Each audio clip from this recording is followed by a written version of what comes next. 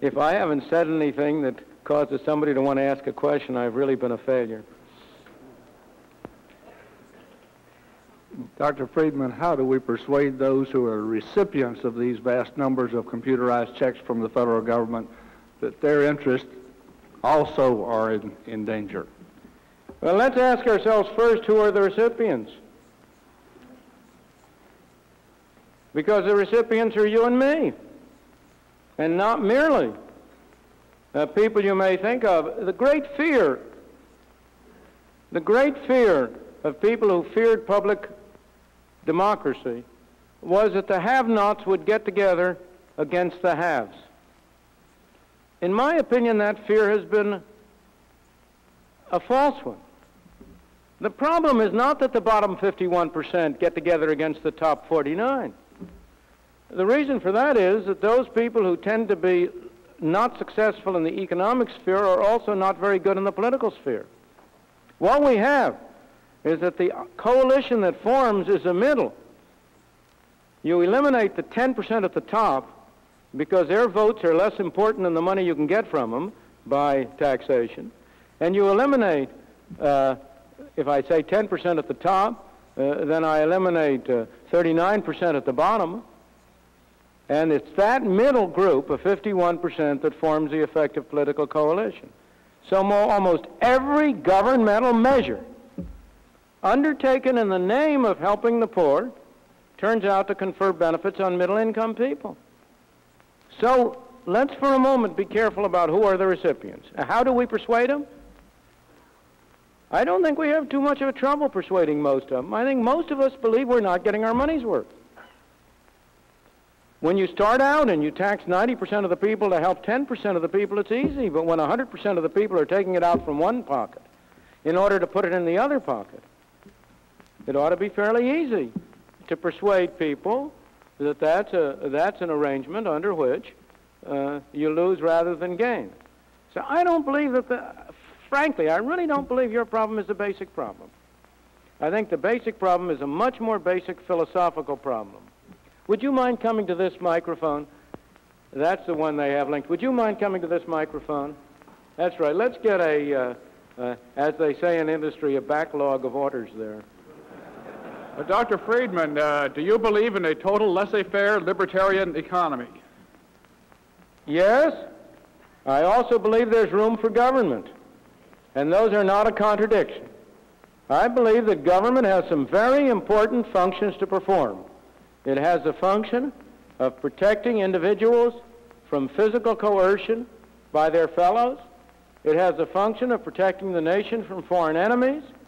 It has the function of enabling us to have a forum, a means through which we can decide on the rules of property and so on by which we want to conduct our affairs. And it has the function of adjudicating disputes among us. Those functions, in my opinion, are the fundamental and basic functions of government. There may be some other peripheral things that government can do without doing much harm. But beyond that, I believe in as unfettered a free enterprise economy as is feasible within those very narrow limits for a limited government. Professor Friedman, there is a great deal of uncertainty in the business community over the economic policies of the Carter administration. Inflation is also considered the number one problem, the number one concern of the American people, according to public opinion surveys. It seems obvious by looking at the economic numbers that both inflation and interest rates are on the rise. What then do you see for the future economy and the extent of our current recovery? Do you see a possible recession in the year ahead? Well, we've been having recessions for some 200 years. I think it would be a very bold man who would say he doesn't see a future recession. Of course there's going to be a future recession. The only question is when. That's the $64 question. So far as the economic policy of the Carter administration is concerned, it's not entirely clear what the economic policy is. What is clear is what the social policy is, what the political policy is. The policy of the Carter administration is a policy of continuing and extending governmental controls. Of course, Government policy is to make it more efficient and cheaper. We all want to do things as cheaply as we can. But I am not judging from statements.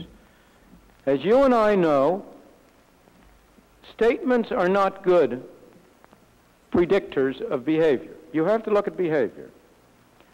The major initiative of the Carter period has been the energy program. The energy program, in my opinion, can be explained in one way and one way only. That it is a program which has as its bottom line governmental control of the production, consumption, and distribution and consumption of energy. From that point of view, I believe those who think that the energy program are in trouble because Congress has been wrangling over it are wrong. The major objective of the Carter energy program has been achieved. It was achieved by the establishment of a Department of Energy with an annual budget of $10 billion, roughly equal to the total profits of all the oil companies in this country. It was achieved by the establishment of a Department of Energy which has 19,000 employees. You now have established a very strong pressure group to promote further government intervention in the control of the energy industry. It is now set on the route which has been followed over a longer period, but after all, we learn how to go faster, which has been followed over a longer period by the railroad industry. It's on the route to complete nationalization and control. I take that to be the most obvious indication, the clearest indication of what is the fundamental policy of this administration. They are not different in this from earlier administrations. This is not a partisan statement. Unfortunately, I mentioned earlier that one of the major moves toward collectivism was made by President Nixon when he introduced price and wage control. Few people realize that our present energy problems date very largely to that measure. The only price that was fixed by the Nixon price and wage control, the only price that was not relieved from ceilings was the oil price. Its origin was August 15th, 1971, and without that price and wage control, you very probably would not be having an energy crisis in this country or a Department of Energy. Now, if you go beyond that and look at it in the more sort of day-to-day affairs, what I note is that the Carter budget proposes to continue increasing government spending as a fraction of income. President Carter talks about reducing taxes. Neither he nor anyone else has proposed to reduce taxes in any economic, meaningful sense. Neither the Republicans nor the Democrats at the moment are proposing to reduce taxes. The true tax that the American people pay is what government spends. If the federal government spends $61 billion more than it takes in, who do you suppose pays the difference? I don't think that the Arab sheiks are willing to pay it. Who does pay it? You pay it. I pay it. We pay it as taxpayers. The only thing is, instead of calling that a tax, we pay it in the form of a hidden tax called inflation, or in an even more deeply hidden tax called government borrowing. But both of those are forms of taxation. So nobody has proposed to reduce taxes. What they have proposed is to shift the form of taxation, to rely somewhat less on such direct taxes as income taxes, and somewhat more on such indirect taxes as inflation and borrowing. The first thing you have to keep your eye on is do not look primarily at the deficit. Look at government spending. That's the measure of the size of government and of the true size of government taxes.